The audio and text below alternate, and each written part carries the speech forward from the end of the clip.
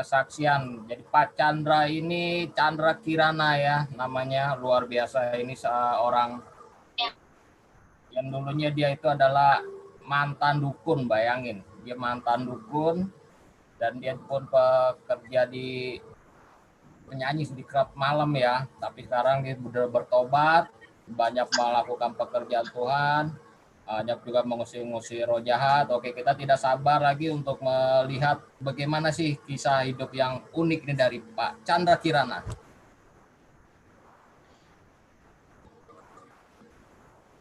Shalom. Saya mengucapkan syukur pada Tuhan Yesus dan juga bersyukur pada Bayward Chapter lokasi Pluit D Restoran DE yang sudah percayakan saya untuk melayani kesaksian tentang pelayanan saya dan pertobatan saya. Saya dulu mantan penyanyi naik klub, saya bisa khusus bahasa Mandarin. Tuhan tangkap saya pada tahun 1980 ketika saya masih di naik klub, saya masih nyanyi. Tuhan tangkap saya lewat penyakit lever saya bengkak, muka saya kuning. Saya sudah ke dokter kemana-mana nggak sembuh-sembuh. Akhirnya ada bisikan setan suruh saya bunuh diri. Saya putus asa loh Pak, saya putus asa, benar-benar saya putus asa. Saya udah ke dokter nggak sembuh-sembuh. Akhirnya ada bisikan setan yang kedua kali lagi suruh saya lakukan bunuh diri. Saya lakukan bunuh diri. Saya makan obat penyenang tidur 40 butir, Paramek 20 butir, Bodrek 20 butir, Antimo 20 butir, obat sakit perut Pociwan 200 butir, semua total 300 butir. Saya tumbuk, saya minum. Saudaraku, waktu saya minum, saya kemudian setengah jam kemudian saya pingsan, jatuh, saya muntah darah, terus saya nggak tahu apa-apa lagi. Besoknya saya sadar, muka saya yang kuning tiba-tiba hilang, jadi biasa. Perut saya udah bengkak, ternyata kempes. Saya bilang, Tuhan terima kasih, ternyata Yesus itu ada loh. Benar-benar Yesus itu juru selamat kita ya, benar-benar Yesus itu hidup. Sehingga saya bunuh diri, malahan Tuhan sembuhkan penyakit saya. Harusnya saya cemplung ke neraka, Tuhan sayang saya, Tuhan angkat saya lagi, kembali lagi untuk sembuhkan saya sehingga saya sembuh. Kemudian 3 hari saya ngecek ke dokter lagi, ternyata organ tubuh saya, lever, jantung, ginjal, paru-paru, lambung, semua 5 organ sempurna semuanya, semua total penyakit saya. Saya bersyukur pada Tuhan Yesus. Akhirnya saya tinggalkan duniawi saya, masa puber saya tinggalkan semua itu. Akhirnya saya bertobat, terima Yesus. Saya bertobat 1980, saya bertobat. Saya udah percaya sama Tuhan Yesus. Akhirnya saudaraku, saya berterima kasih pada Tuhan Yesus. Nah, sini ini ada buktinya dulu. Ini ada buktinya. Saya nyanyi di naik klub ini nih. Ini fotonya. Saya lagi duet sama orang di luar negeri dari Taiwan. Nah, ini ada lagi.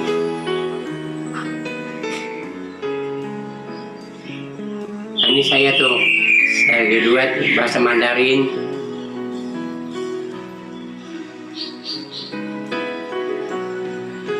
Nah, kemudian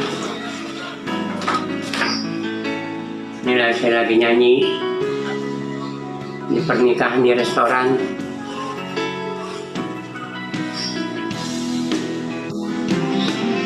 Kemudian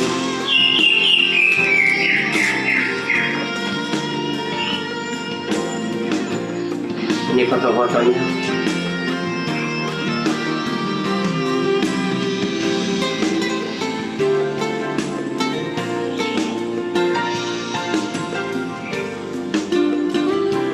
Kemudian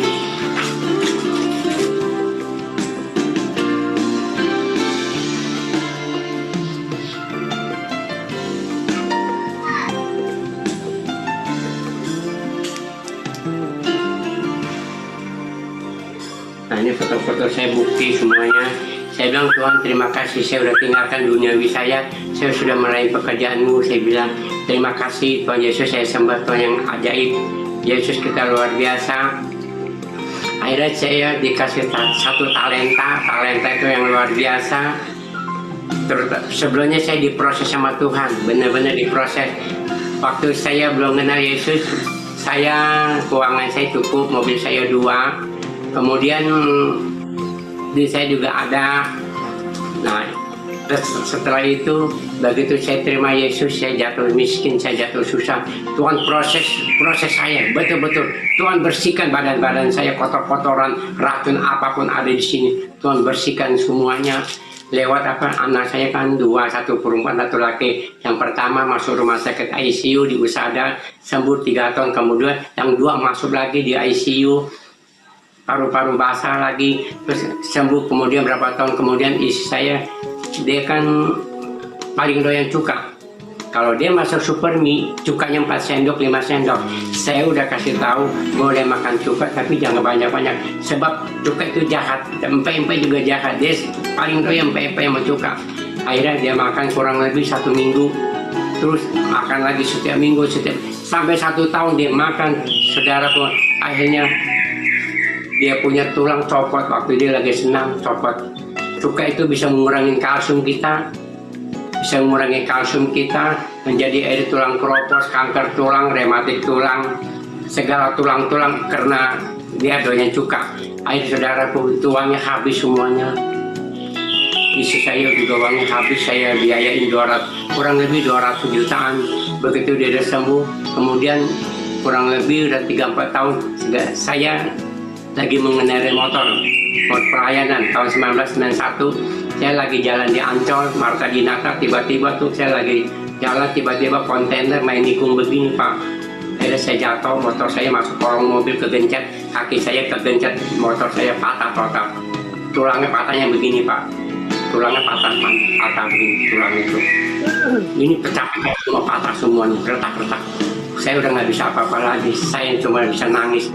Tuhan tolong saya, kuatkan saya bilang. Tolong saya, kuatkan saya mengikut Engkau, setanku juga tidak tinggal diam. Kuatkan saya, sembuhkan saya bilang jangan sampai saya terjerumus jatuh ke dalam dunia lagi. Saya bilang kalau saya udah cuci tangan, udah cuci kaki, saya harus bersih, saya tidak mau lagi jatuh ke dalam lumpur. Saya bilang Tuhan Yesus tolong sembuhkan saya. Akhirnya saudaraku, akhirnya pergi ke dukun, dia ajak ke dukun sama-sama supir. Saya tanya, itu dukun bukan? Dia bilang bukan dukun. Saya tahu itu dukun, saya kayaknya perasaan itu dukun, tapi dia bilang bukan dukun. Nama juga mau sembuh. Dia bilang Pak Haji itu pintar. Dia bilang, saya masih wanti-wanti, masih tanya, Pak, kalau dukun jangan apa? Saya bilang, kalau dukun saya bisa, dalam hati saya ini, saya bisa usir roh setan iblis di dalam tubuhnya, saya bisa keluarkan semua, saya bisa usir, saya bilang.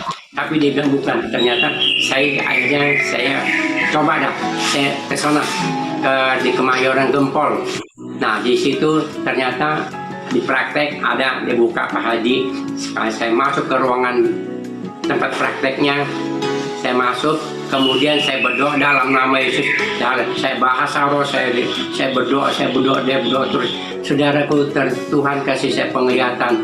Itu benar-benar Pak Haji itu, aduh benar-benar praktek pakai jimat-jimat itu, setannya banyak sekali. Mereka lagi pesta pora, setannya lagi makan benyan, makan kembang, lagi minum dan sebagainya, porak-porak. Terus saya berdoa, hei iblis, tempatnya bukan di rumah Pak Haji, iblis tempatnya neraka. Saya datang dengan nama Yesus, pergi, saya bilang, pergi. Akhirnya saudaraku, pergi semua setannya. Kemudian saya nengok ke kanan, ternyata samping itu ada Pak Haji. Pak Haji itu marah kepada saya. Akhirnya dia usir saya. Karena apa? Karena saya usir setan-setan, saya usir setan-setannya. Karena dia prakteknya pakai jimat-jimat, pakai setan, ilmu setan. Itu Pak Haji itu. Ada saya usir, begitu saya amin, terus Pak Haji ada di samping saya. Ternyata saya juga diusir. Wah, dia marah sama saya. Jadi main usir-usiran saudaraku. Saya usir setannya, Pak Haji usir saya. Walaupun kaki masih belum sembuh, masih bengkak. Saya bilang Tuhan terima kasih. Ada hikmatnya juga tuh. Kenapa? Untung supir ajak saya ke tempat Pak Haji. Kalau saya nggak diundang Pak Haji, saya tidak tahu praktek Pak Haji kotor begini. Saya nggak tahu benar-benar. Akhirnya saya baru tahu kelakuan Pak Haji praktek sembuhkan orang pakai jimat-jimat, pakai ilmu-ilmu hitam. Saya bilang Tuhan terima kasih. Akhirnya saya pulang dari rumah Pak Haji, saya menuju pulang. Akhirnya cari Sinse, bini saya cari Sinse, akhirnya ketemu saudara sembuh. Kurang lebih udah tariknya ditarik, akhirnya kurang lebih udah 3 bulan sembuh total penyakit saya. Saya bilang Tuhan terima kasih. Memang ikut Tuhan banyak tantangan, banyak ujian, silih berganti. Tetap satu hal, mengucapkan syukur dalam segala hal. Tapi saya bilang terima kasih Tuhan Yesus, ada hikmatnya juga. Tuhan boleh uji saya sampai habis-habisan keuangan saya. Habis sampai saya makan jagung 3 bulan, makan jagung, makan ubi, makan singkong, itu air mata, aduh keluar terus saudara, keluar terus air mata. Kenapa? Ikut Tuhan memang harus demikian, harus sabar, rendah hati, harus punya kasih, nggak boleh sombong. Tuhan katakan Yakobus 1 ayat Yakobus 4 ayat 6. Tuhan katakan, aku menentang orang yang congkak, tetapi mengasihi orang yang rendah hati. Nah, akhirnya saudaraku, Tuhan kasih saya ayat lagi, Yakobus 1 ayat 22. Jangan kita hanya mendengarkan firman Tuhan saja, tetapi kita harus menjadi pelaku-pelaku firman. Saya bilang Tuhan terima kasih. Akhirnya Tuhan kasih saya 1 talenta. Talenta itu luar biasa.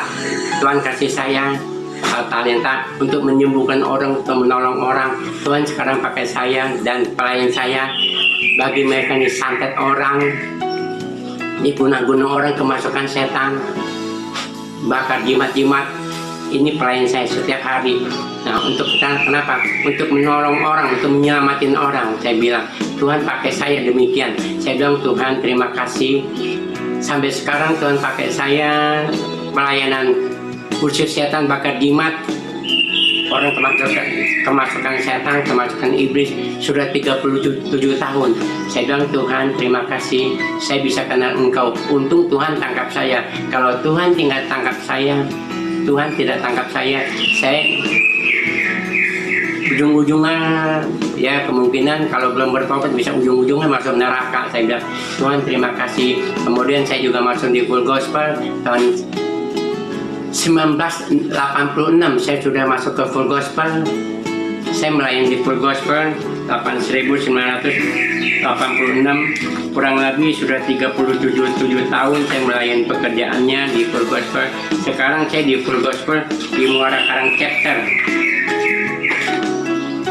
Saya ada di Muara Karang Chapter. Ini kartu anggota saya, saudara. Ini zaman dulu punya anggota Full Gospel Chapter. Tahun 1986 ini udah 2 kali perpanjang. Nah, kemudian belakangnya juga ada lagi simbol-simbolnya.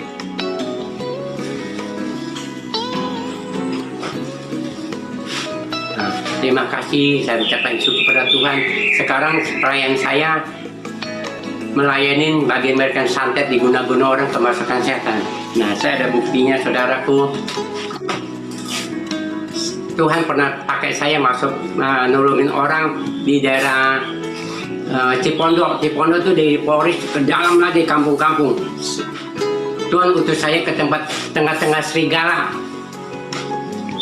Itu 100% orang pribumi semua. Mereka tuh belum kenal Tuhan. Tuhan utus saya ke sana untuk menolong orang. Ini ada anak muda, anak remaja. Ini saya udah masuk koran nih ceritanya nih. Saya datangin ke sana, dia main jelangkung sudah 2 bulan nggak sembuh-sembuh. Sudah 50 dukun paranormal sudah datang dari Jawa, Sukabumi, Palembang, dari Banten, Sukabumi, Cianjur dan sebagainya. Sudah 50 dukun, sama sekali satu pun nggak bisa sembuhkan. Akhirnya saya bilang Tuhan terima kasih, Tuhan utus saya melayani ke sana. Ini ada bukti-buktinya, ini ada foto saya nih, foto. Ini ada foto saya.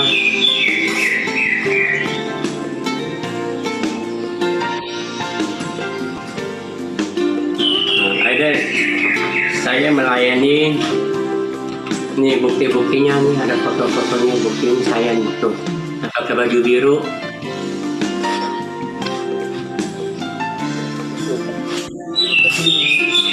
Waktu saya ke sana, saudaraku, saya kaget itu, waduh banyak orang di situ. Banyak Pak Haji, Pak Ustadz, ada ibu-ibu, sedang mereka tuh lagi sedang penyembuhan. Akhirnya saya datang ke sana, ternyata dikenalin sama salah satu warga. Saya datang, begitu saya datang, saya lihat banyak orang di situ. Terus saya bilang assalamualaikum, waalaikumsalam. Dia bilang, Pak, ada satu orang, dia tuntun saya.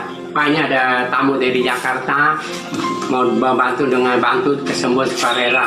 Terus akhirnya saya dipersilakan masuk, datang. Saya bilang, Kak, Tuhan utus saya ke sini. Saya bilang untuk doa kesembuhan supaya anak ini sembuh. Saya bilang, alhamdulillah. Dia bilang, akhirnya saudaraku, saya layanin, saya doa dengan nama Yesus. Saya menyanyi, kami memuji kebesaran-Mu. Ternyata saudaraku, mujizat itu nyata, saudaraku. Ajaib. Anak itu udah tergeletak 2 bulan, tidak bisa duduk, tidak bisa makan, mata nggak bisa tutup, tangan goyang-goyang seperti orang sakit Parkinson. Saudaraku, lewat doa nama Tuhan yang dahsyat, sehingga anak itu bisa bangun. Saya praktekkan supaya dia bisa jalan, saudaraku. Tuh, dia bisa jalan tuh, saya bisa berdiri tuh, saya praktekkan. Dia bisa bangun, dia bisa duduk. Nah, akhirnya sadar.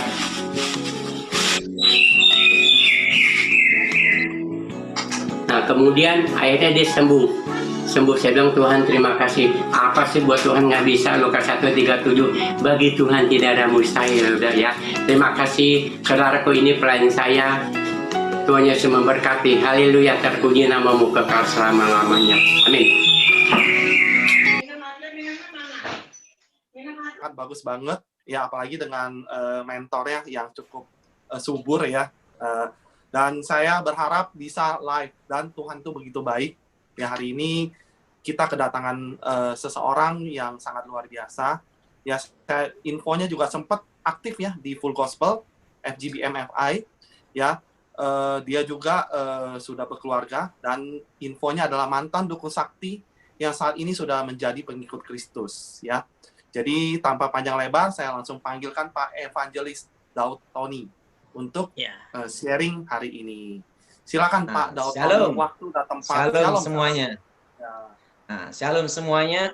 Dari tema hari ini adalah dengan tenang ku nantikan hari kesusahan itu.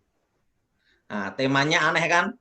Dengan tenang ku nantikan hari kesusahan itu. Seperti Habakuk pada waktu Tuhan memberikan penglihatan atas hukuman atas Israel, dia berkata, dengan tenang ku nantikan hari kesusahan itu. Nah, saudara yang kasih dalam Tuhan, saya masih ingat kira-kira 2014, waktu itu saya berkhotbah bahwa nanti akan terjadi krisis ekonomi dan stagnat ekonomi tahun 2020. Itu saya banyak ditertawain orang dan dikatakan banyak halusinasi. Tetapi tetap itu saya khotbahkan terus sampai sekarang. Karena ada ceritanya semuanya, Pak Effendi Pong. Nah, itu ada ceritanya. Ceritanya seperti ini. Pada waktu saya sekolah Alkitab, lulus tahun 96, saya lulus ranking 4, murid tinggal 4.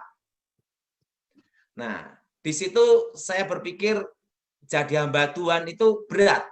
Makanya langsung banting setir saya ke bisnis untuk kerja plastik. Setelah sibuk kerja plastik, tiba-tiba suatu hari Tuhan bicara sama saya. Daud, ada apa Tuhan? Sudah waktunya engkau pulang ke rumah Bapa. Saya kaget, wah mati ini. Nah, ini saya bacakan ayatnya dulu supaya dengar ini. Injil Yohanes pasal 14 ayat pertama sampai dengan ke-5. Janganlah gelisah hatimu, percayalah kepada Elohim, percayalah juga kepadaku. Di rumah Bapakku banyak tempat tinggal. Jika tidak demikian, tentu aku mengatakannya kepadamu. Sebab aku pergi ke situ untuk menyediakan tempat bagimu. Dan apabila aku telah pergi ke situ dan telah menyediakan tempat bagimu, aku akan datang kembali dan membawa kamu ke tempatku, supaya di tempat di mana aku berada, kamu pun berada. Dan kemana aku pergi, kamu tahu jalan ke situ. Tuhan Yesus berkata bahwa di rumah Bapakku banyak tempat tinggal. Amin. Nah, saudara, katakan di rumah Bapakku banyak tempat tinggal. Nah, waktu itu saudara, saya dengar suara Tuhan, sudah waktunya engkau pulang ke rumah Bapa. Saya berdoa sama Tuhan demikian, Tuhan, kalau umurku boleh diperpanjang, walaupun hanya sesaat, aku akan melayani engkau sungguh-sungguh.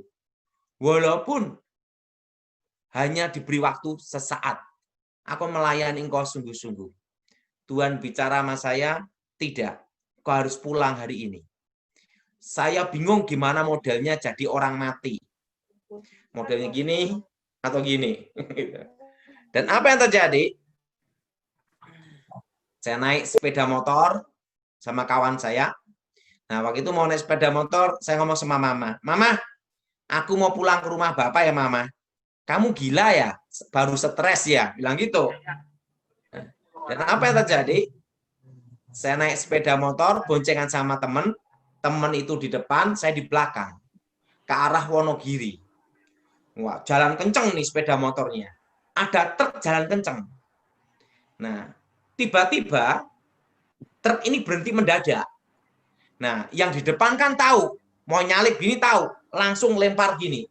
Saya kan di belakang tidak tahu, langsung buar, tabrak di truk model gini. Saya nabrak truk, di bak truk itu saya ketabrak. Nabrak truk, glek gitu. Tiba-tiba roh saya dibawa naik. Nah, roh saya dibawa naik, ada seorang malaikat menjemput saya, tingginya kira-kira 3 meter. Nah, tingginya 3 meter, dan wajahnya seperti anak muda. Rambutnya silver perak, jubahnya putih berkilauan. Nah, malaikat ini membawa saya naik ke atas. Naik ke atas, dan ada di satu tempat. Nah, di tempat itu, saya melihat lantainya emas semua. Dan di situ ada tangga. Di tangga itu banyak sekali malaikat. Berlaksa-laksa, beribu-ribu laksa, berpuluh-puluh ribu laksa, berlaksa-laksa. Banyak sekali. Dan menyanyikan lagu-lagu pujian penyembahan seperti derau air bah. Grung, grung. Nah, malaikat itu berkata dalam suatu bahasa. Saya ngomong ini, tapi saya ngerti. Jadi nanti kita di surga ada bahasanya sendiri. Amin. Bahwa nanti di surga ada bahasanya sendiri. Nah, malaikat itu berkata, sebelum engkau menghadap yang maha kuasa, engkau harus masuk ke satu ruangan, yaitu ruang maha kudus. Nah, terdengar nyanyi pujianku, nyanyi haleluya.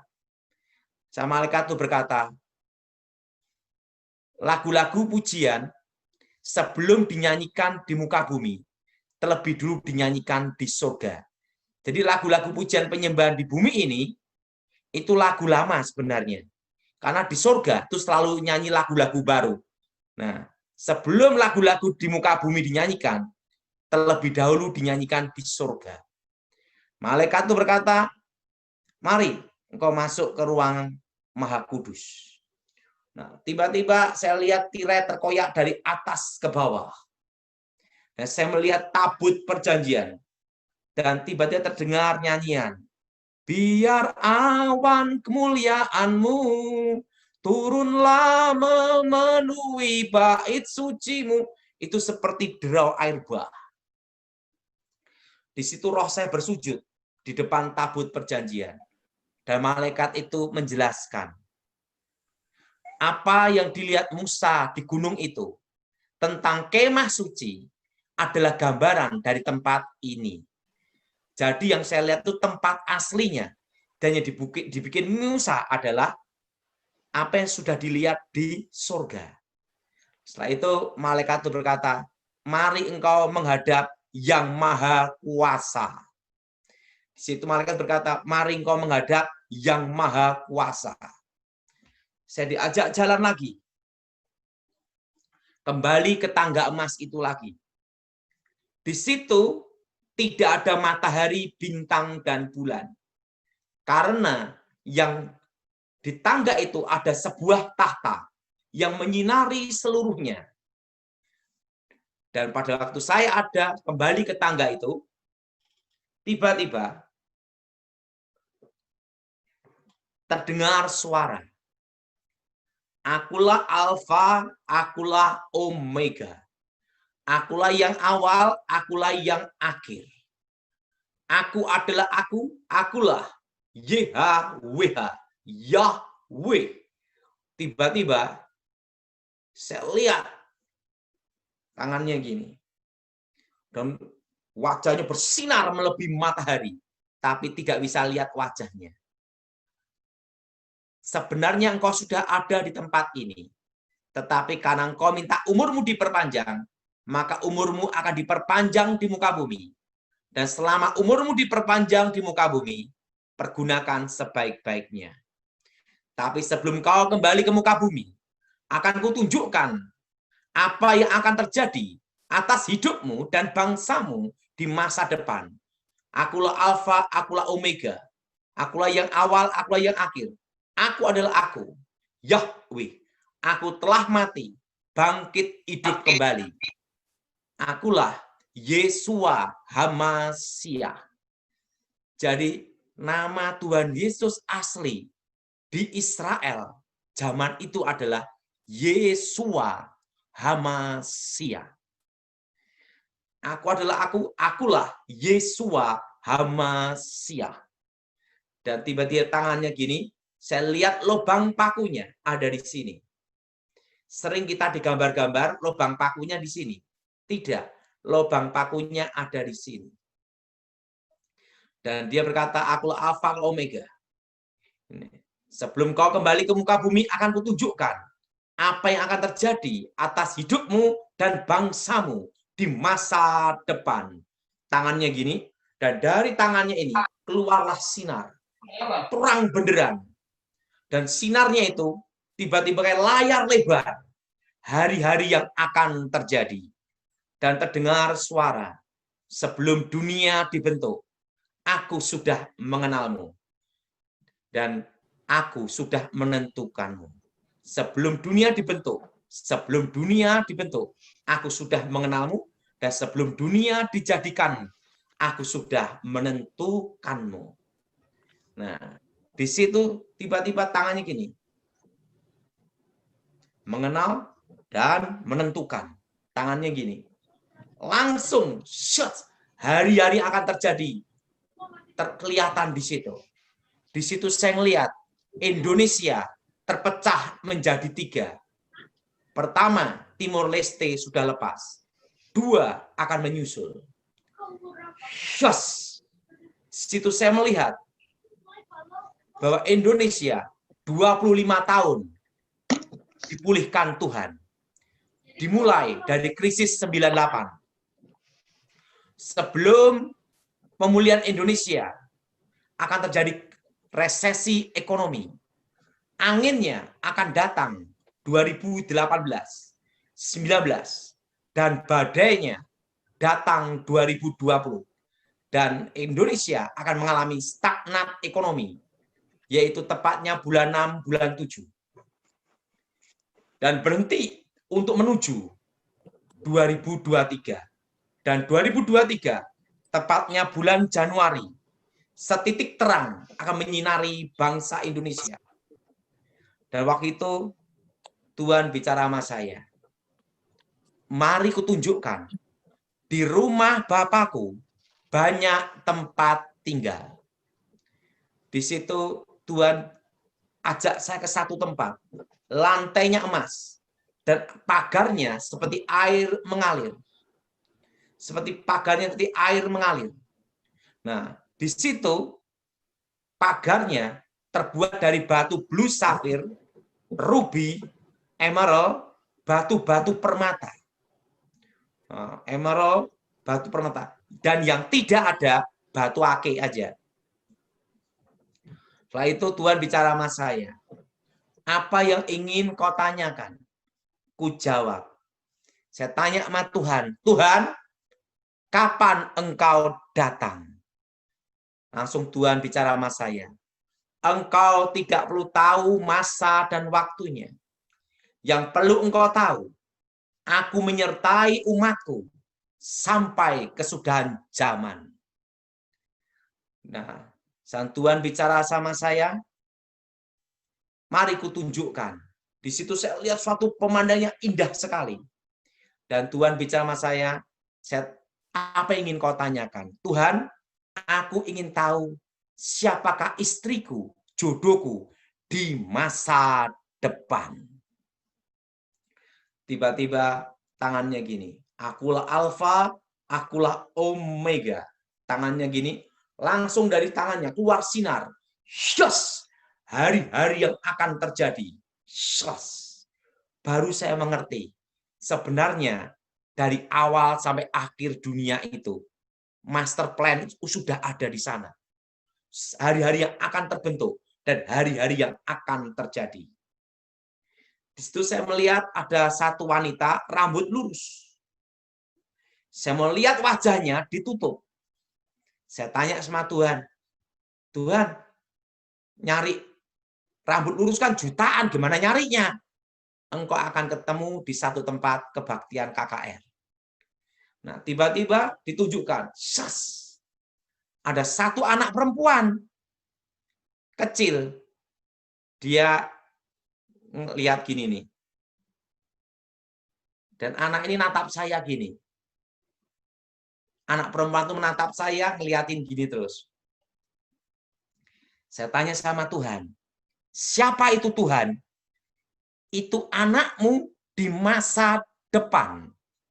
Bayangkan, saya belum ketemu istri saya, belum pacaran, belum menikah, udah lihat anak saya. Dan sudah ketemu di sana. Dan anaknya itu perempuan, anaknya ini.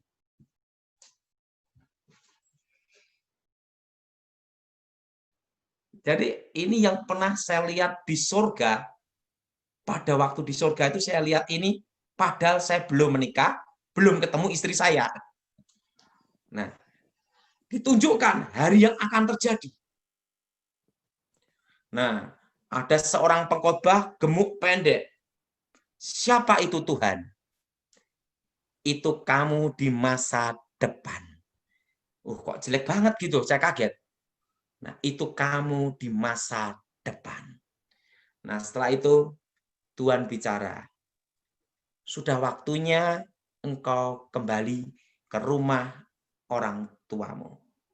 Dan Tuhan bicara pada saya dan beritahu umatku, terutama di Indonesia, ini pesan Tuhan, bahwa aku memelihara umatku di tengah-tengah kesusahan. Amin. Jadi Tuhan akan pelihara kita di tengah-tengah kesusahan.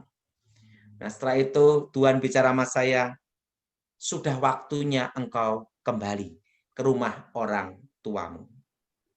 Nah, apa yang terjadi? Waktu itu saudara, saya ngomong, Tuhan, aku tidak mau balik. Sebelum ada satu permintaan yang harus kau kabulkan. Jangan engkau tolak sampai aku kembali ke tempat ini. Apa permintaanmu? Jangan beri aku kekayaan. Nanti kalau aku kaya, lupa siapa engkau. Dan jangan beri aku kemiskinan, karena orang miskin itu susah gitu loh. Tuhan bicara, baiklah. Gitu. Mintamu apa? Cukup bisa beli apa-apa, itu aja sudah. Nah, sang Tuhan bicara, engkau ke sini. Saya ditumpang tangan gini, dan Tuhan bicara, cukup. Dari suruh naik kereta berkuda berapi, turun ke bumi. Roh saya masuk. Dan tiba-tiba saya berdiri, sudah di bak truk gini nih. Santek sudah jatuh ke aspal. Saya hidup. Dan Tuhan bicara sama saya, pergunakan hidupmu sebaik-baiknya. Dan terjadi mujizat. semua yang luka-luka tabrakan itu langsung hilang saat itu juga, tanpa bekas. Itu padahal itu nabrak di bak truk. Nah, disitulah saya melayani Tuhan. Nah, saudara, apa pesan Tuhan? Nah, ini saudara. 2014, saya bertemu seorang ahli ekonomi, ahli makro mikroekonomi. Dan beliau adalah salah satu, perusahaannya itu adalah salah satu pendiri dari Bursa Efek Indonesia. Waktu itu ngomong-ngomong sama saya, ngomong gini, Pak Daud, saya mau tanya sama Pak Daud. Pak Daud pada waktu di sorga, apa yang Pak Daud lihat? Waktu itu saya bicara sama ahli ekonomi, makro dan mikroekonomi. Coba Pak Daud, pada waktu di sorga, apa pesan Tuhan? Saya cerita sama beliau, bahwa Indonesia akan dipulihkan Tuhan 25 tahun. Tapi sebelum pemulihan Indonesia, akan terjadi krisis ekonomi. Anginnya akan datang 2018, 2019, dan badainya akan berhenti.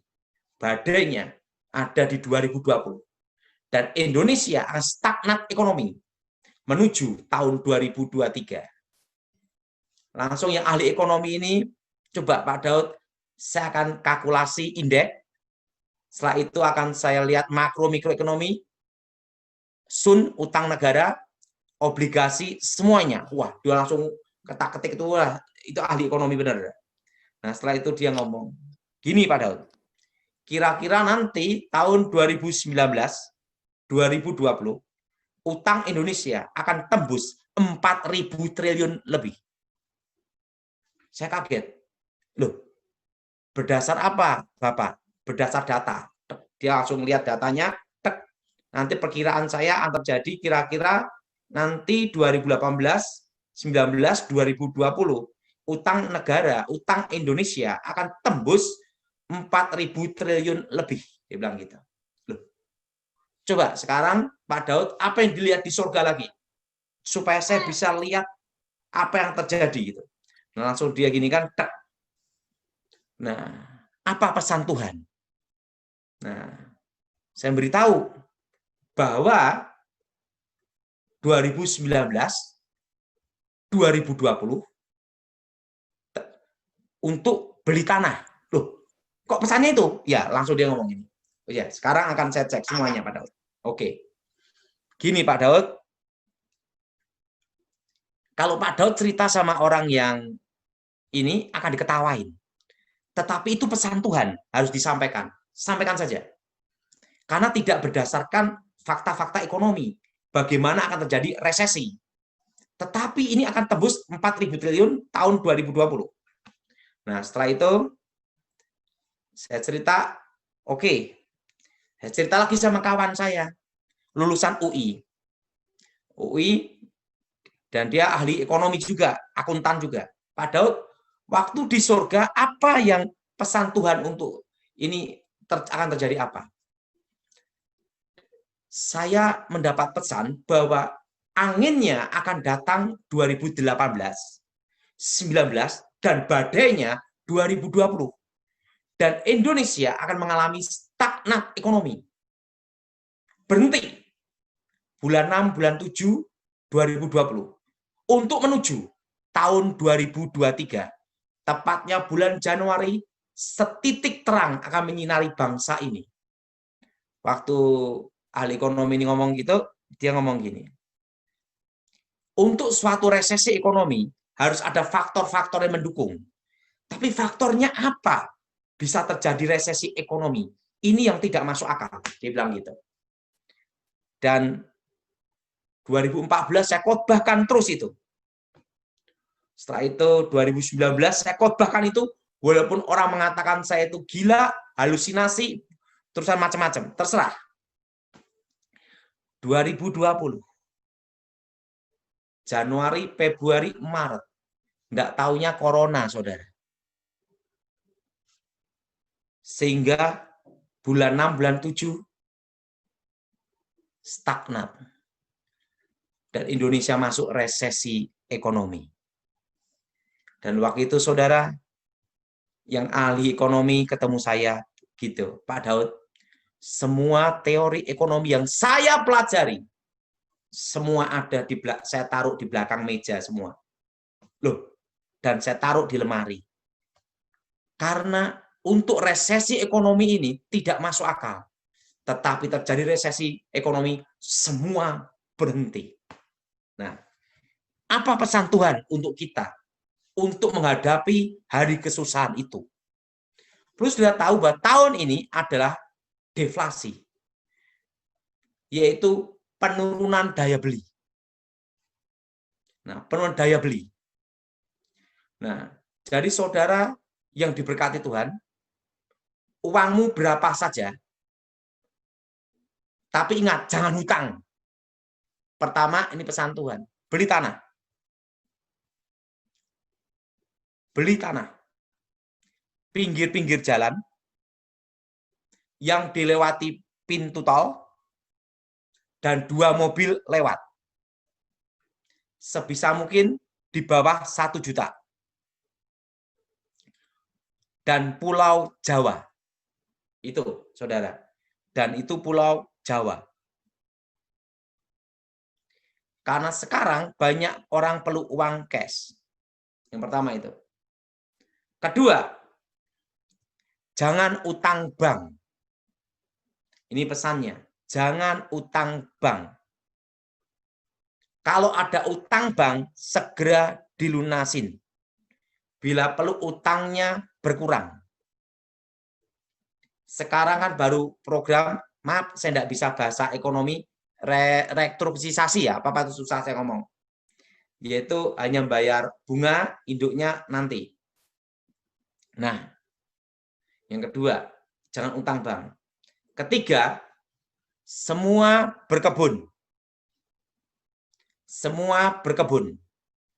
Yaitu nanam pohon-pohon.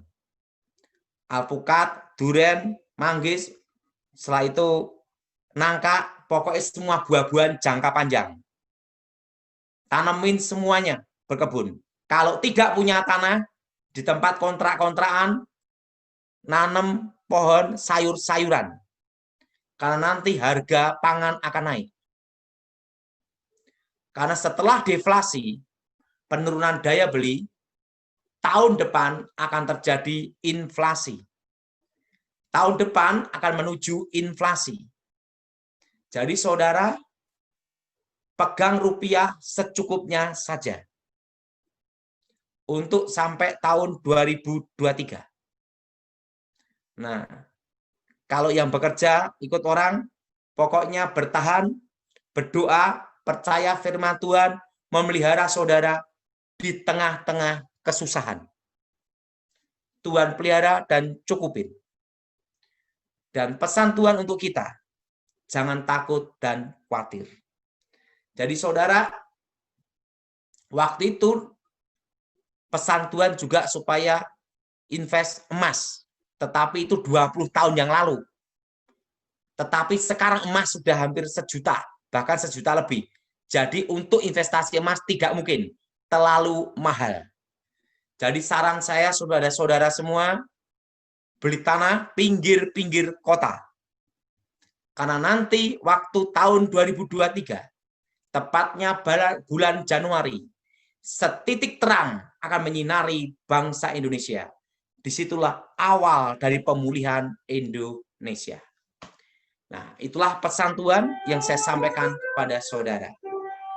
Saya rasa Pak Effendi sudah cukup. Siapa yang mau bertanya, silakan. Pak Effendi. Ya, luar biasa ini Pak. Oke, Daud. thank you. Ya, Pak Daud ya. Oke, Pak Kimsa silakan Pak. Boleh. Teman-teman. Jadi teman-teman yang mau punya pertanyaan, tapi sebelumnya yang belum isi absen, silakan, formatnya sudah ada di chat. Yang ada pertanyaan atau mau minta didoakan, nanti akan di follow up dengan tim-tim kita. Yang ada pertanyaan nih di chat nih baru ada 1 nih. Jadi pertanyaan ini ke siapa nih, Bro Effendi? Langsung ke pembicara atau ke pesaksi nih? Saya belum baca Pak Kimsan, apakah boleh Pak Kimsan bacakan? Ya, di sini ada pertanyaan. Oke, saya bacakan dulu ya yang Dari ada Pak di chat Hanawi ya, ini. dari Pak Hanawi ya. Oke. Ya, betul, dari Pak Hanawi nih untuk Pak Daud ya. Malam Pak Daud, teman saya jatuh keseleo nih. Saya mau ajak ke dokter, tapi keburu adiknya bawa Taipak. Taipak tersebut terus dikasih teman saya minum dan kasih ramalan tidak boleh keluar rumah selama 1 minggu. Teman saya percaya sekali nih Pak, padahal latar belakangnya Katolik. Apa yang harus Pak Hanawi lakukan?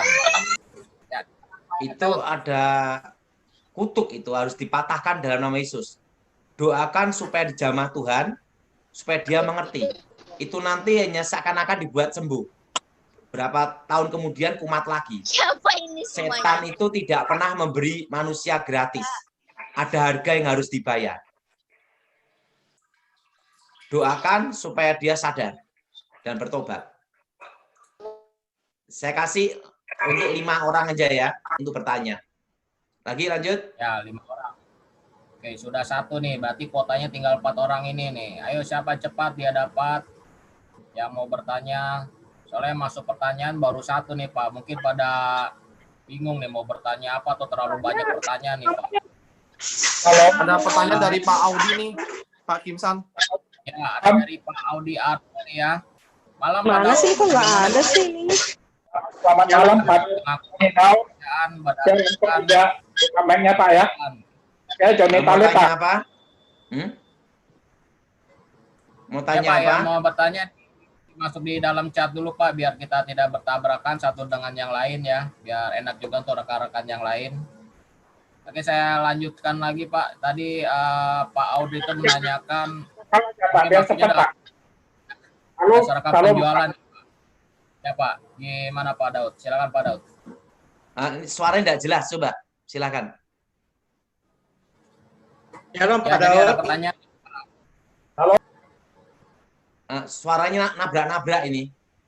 Shalom Pak Ya, Daud. tolong biar Tadi Bu kita Maria enak semua. sudah minta tolong Lain didoakan. pertanyaan di dalam chat aja Pak. Jadi jangan langsung bersuara karena di sini ada MC juga Pak yang membantu memonitor lalu lintas biar untuk kenyamanan semua ya Pak. Ditulis di chat dulu Pak, nanti akan kita bacakan pertanyaannya. Oke Pak Oke. Daud, saya bacakan dulu yang tadi ya Pak ya. Dari Pak Audi Arnold. Bagaimana kita harus menyikapi kondisi ke depan dengan kondisi pekerjaan berdasarkan penjualan? Mungkin Pak Audi ini usaha nih mungkin Pak ya dengan berjualan nih Pak. Silakan Pak Daud. Kalau kondisi seperti ini, pertama kan mau tidak mau tuh online.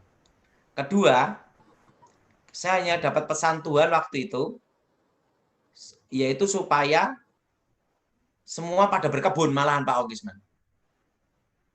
Semua pada berkebun, pokoknya itu nanam pohon-pohon, berkebun, sayur-sayuran, buah-buahan di rumah. Nah, tapi yang jelas sekarang kan gini, kita sebanyak tidak boleh bebas keluar rumah. Depan tembok, belakang tembok. Betul, Pak Effendi? Nah, kalau ada kebun kan ada hiburan.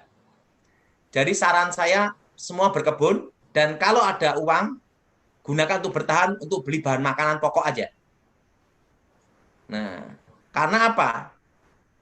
Karena Tuhan beritahu saya bahwa Dia memelihara kita di tengah-tengah kesusahan. Jadi kita tidak perlu khawatir apa yang harus kita lakukan.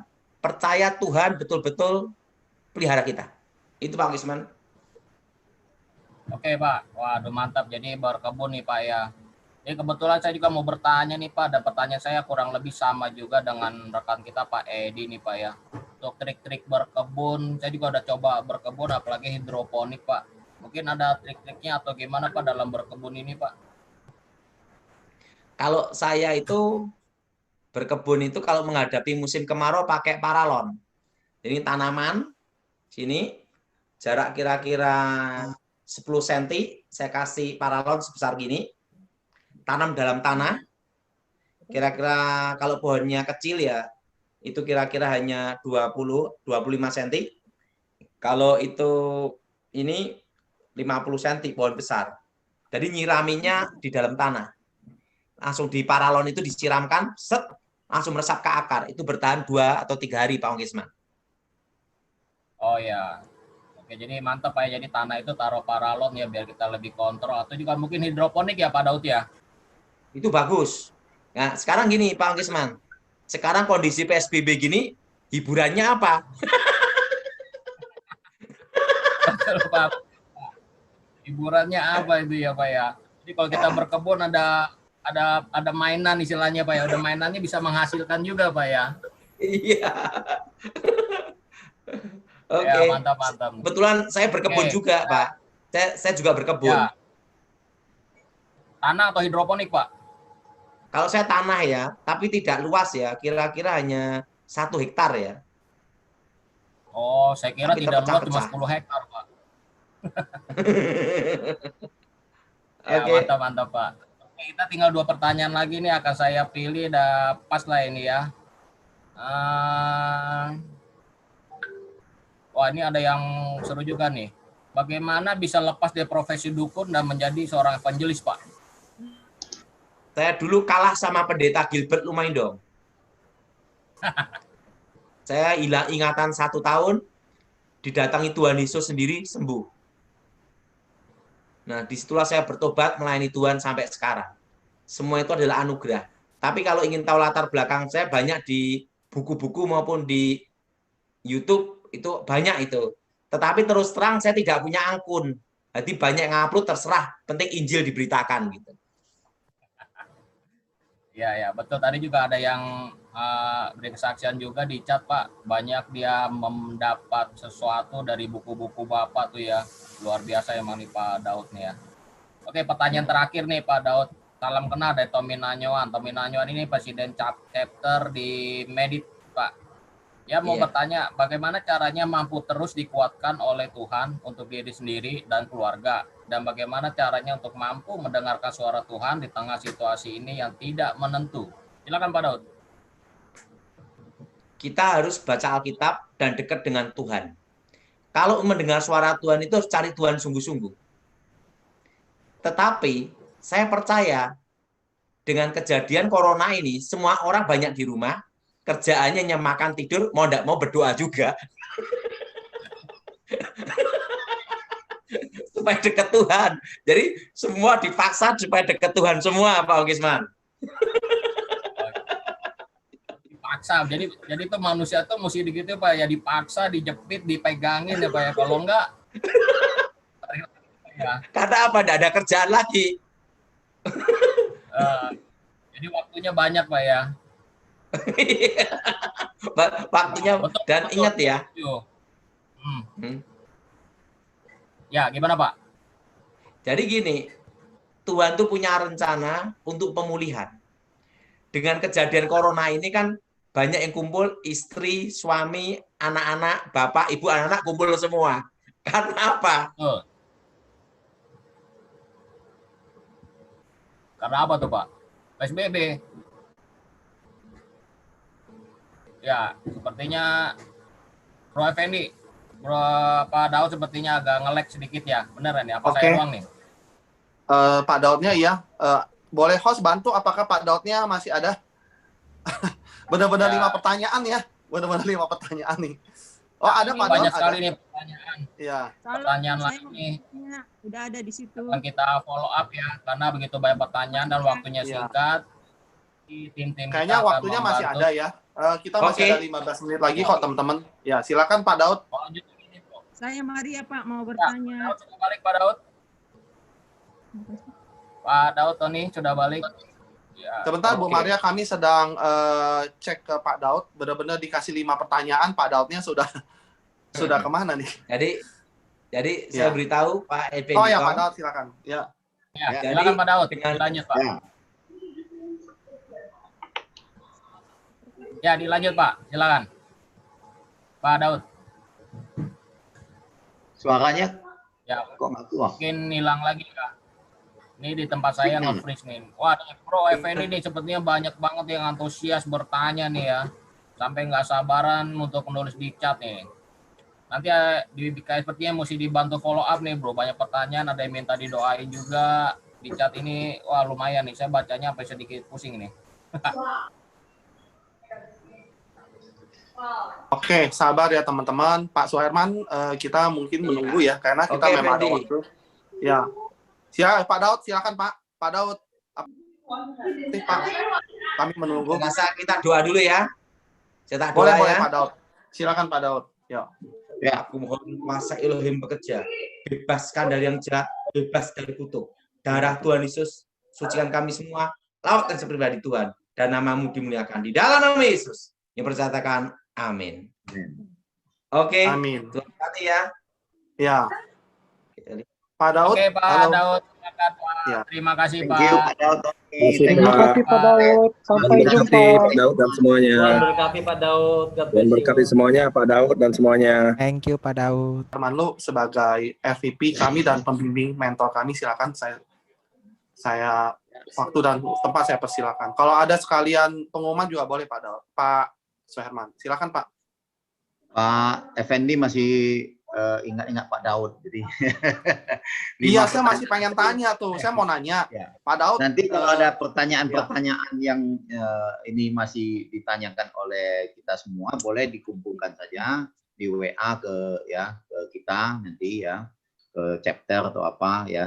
Nanti kita akan tampung dan kita akan menanyakan kepada Pak Daud. Ya. Nah, memang saya kenal Pak Daud ini sudah cukup lama ya, karena beliau sering pelayanan di Sumatera waktu itu. Nah, jadi pelayanan itu kita hospitality dia, dan dia sering bicara juga sama saya. Saya pernah ajak dia ke rumah saya waktu itu, karena di depan rumah saya itu sering terjadi kecelakaan, eksiden. Saya pikir ada spirit apa nih kok sering terjadi kecelakaan sampai orang tuh tabrakan dia di jalan terkapar ya. Jadi saya ingin tahu, saya ajak dia ke sana dan dia lihat tidak ada apa-apanya. Memang simpang itu ramai aja gitu ya. Jadi tidak semua hal itu kita tafsirkan dengan hal-hal seperti itu. Tapi memang beliau ini adalah seorang hamba Tuhan yang panggilannya spesifik, saudara. Ya, jadi sekali-sekali kita waktu itu sebenarnya saya sudah dapatkan, saya doa ini yang ke-11 ini nanti RVP 5 ini akan siapa nih pembicaranya Tuhan. Waktu saya lagi doa-doa, saya lagi tanya-tanya, ya Pak Daud saya ingat, dan saya perlu konfirmasi, waktu di tim kita RVP 5 yang biasa menyusun program ini ya, outreach ini, tiba-tiba Pak Effendi Pong nampilin ini YouTube-nya Pak Daud Tony, ya kan? Nah, dan waktu itu saya percaya ini sebuah konfirmasi ya.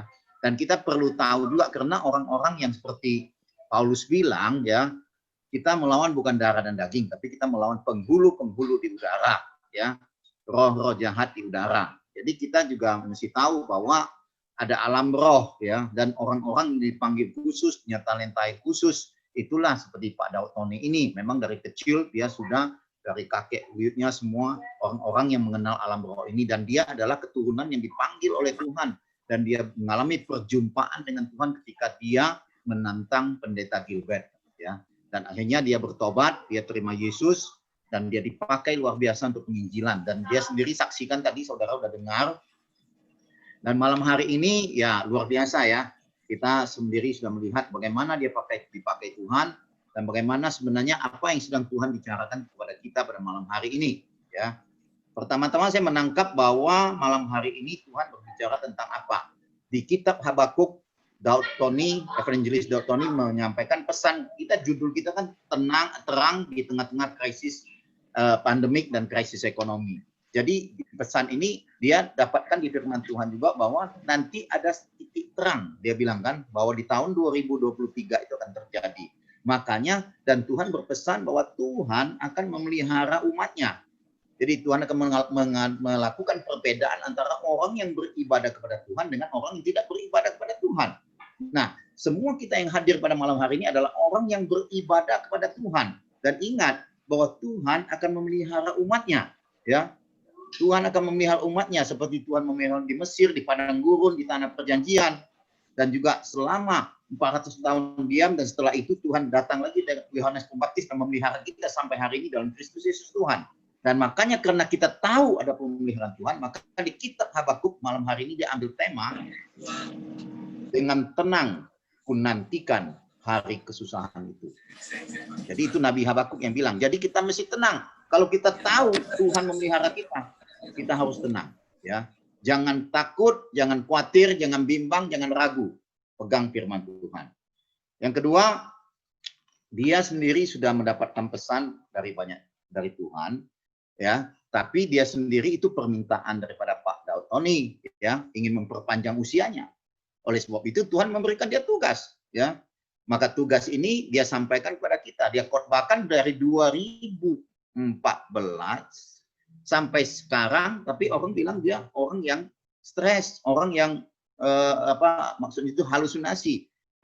Karena kenapa? Memang tidak pernah terprediksi corona itu muncul dan bisa menjadi dampak krisis ekonomi yang begitu dahsyat gitu loh. Jadi kecepatannya luar biasa, sehingga pada saat krisis itu muncul, pakar-pakar ekonomi yang punya perusahaan pasar modal itu salah satu pendiri daripada BEI, Bursa Efek Indonesia, itu juga mengatakan bahwa ini buku-buku data ekonomi ini saya mesti simpan. Karena kenapa? Unpredictable. Jadi apa yang terjadi sekarang ini yang menyebabkan pandemik yang berakibat kepada krisis global itu tidak terprediksi. Dan para pakar tidak bisa menggunakan data historical, data statistik untuk melakukan forecasting. Karena ini sesuatu yang Tuhan datangkan, ya kan? Nah, ini yang kita sama-sama tidak tahu gitu loh. Dan ke depan sebenarnya apa yang penting ke depan, yaitu beberapa hal pokok penting saya tangkap dari dia, dari Pak Daud Tony, ya, adalah yang pertama adalah kita perlu punya land. Karena tanah itu akan semakin sedikit, penduduk itu akan semakin banyak, ya kan? Nah, itu satu, ya. Yang kedua, jadi faktor ekonomi yang paling penting itu adalah land. Jadi ada beberapa faktor ekonomi, ya. Tanpa tanah itu harganya tuh naik terus, tidak pernah turun.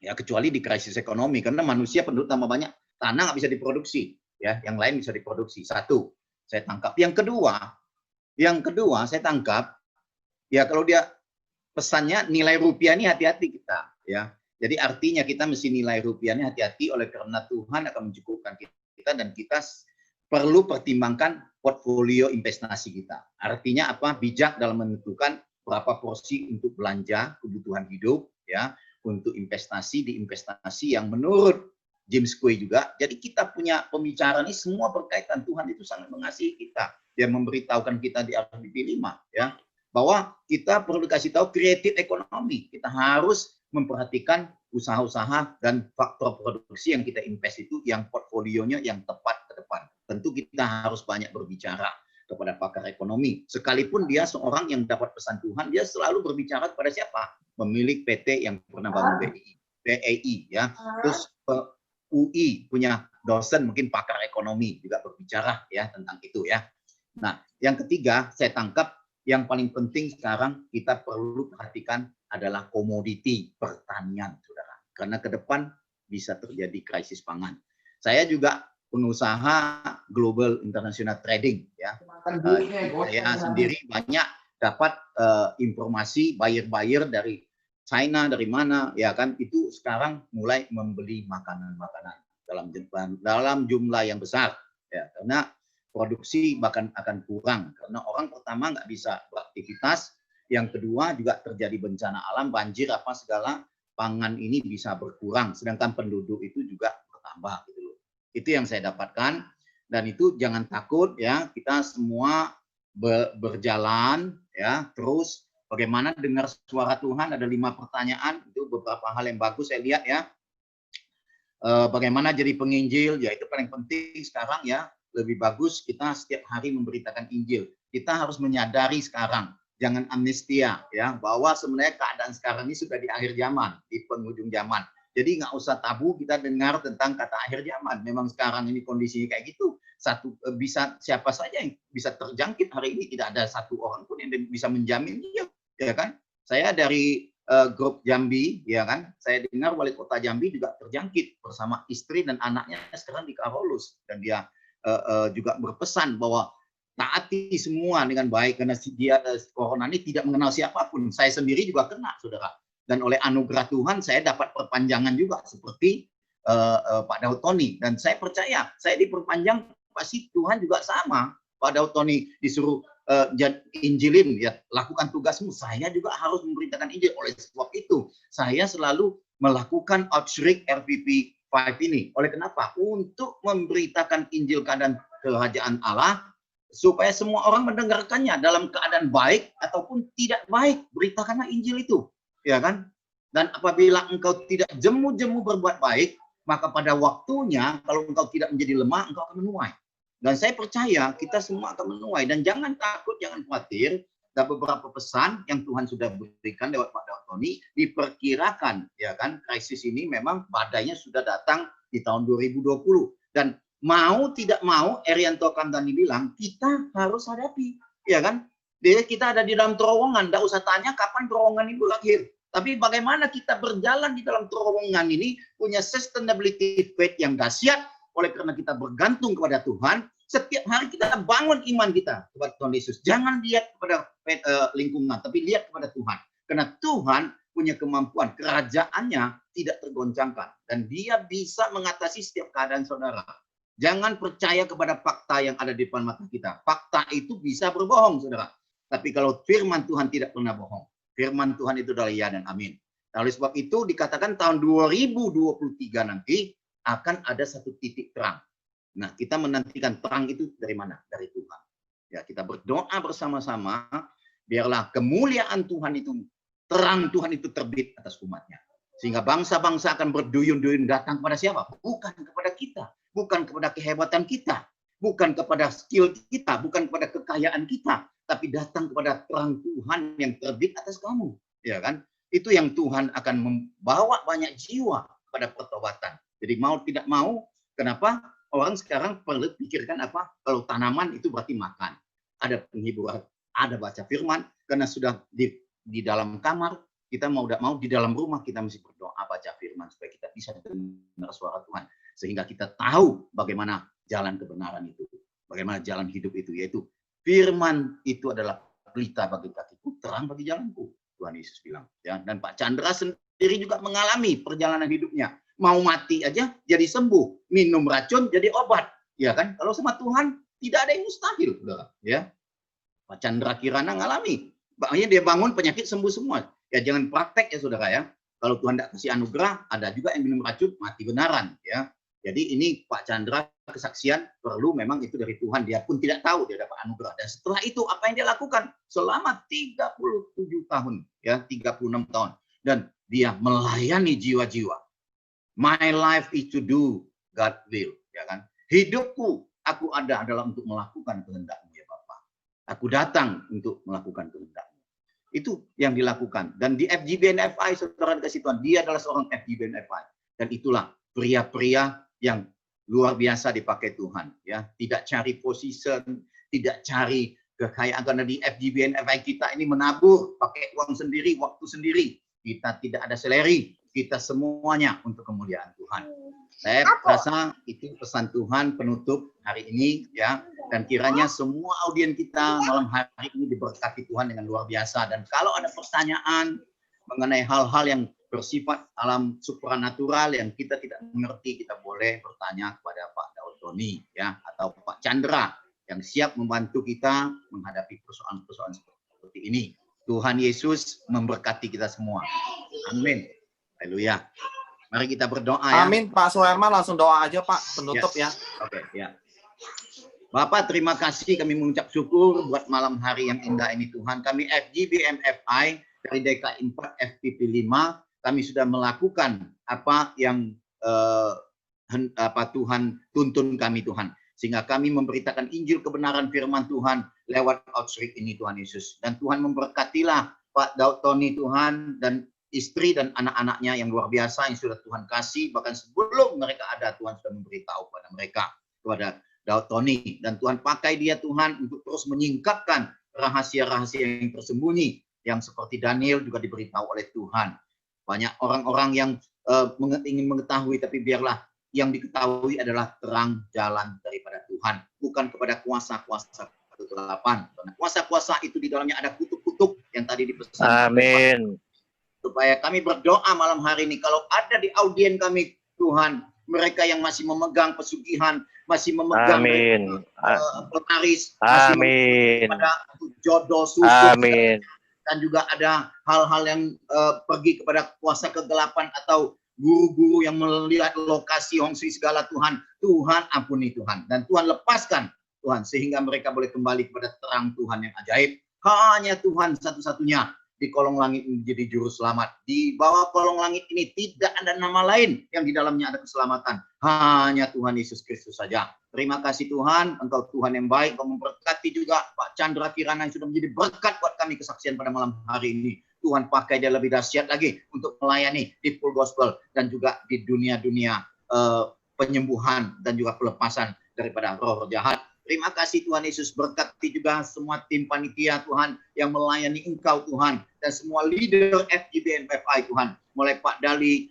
dan sampai ke yang lain, Pak National President sebelumnya, Pak Kristianto, sampai ke yang lainnya Tuhan. Tuhan memberkati dengan berlimpah-limpah. Terima kasih Tuhan Yesus, terpujilah nama-Mu. Segala kemuliaan, hormat, pujian, dan syukur kami kembalikan kepada Bapa di surga. Dalam nama Tuhan Yesus Kristus dengan pertolongan Roh Kudus, kami sudah mengucap syukur dan berdoa. Amin. Haleluya.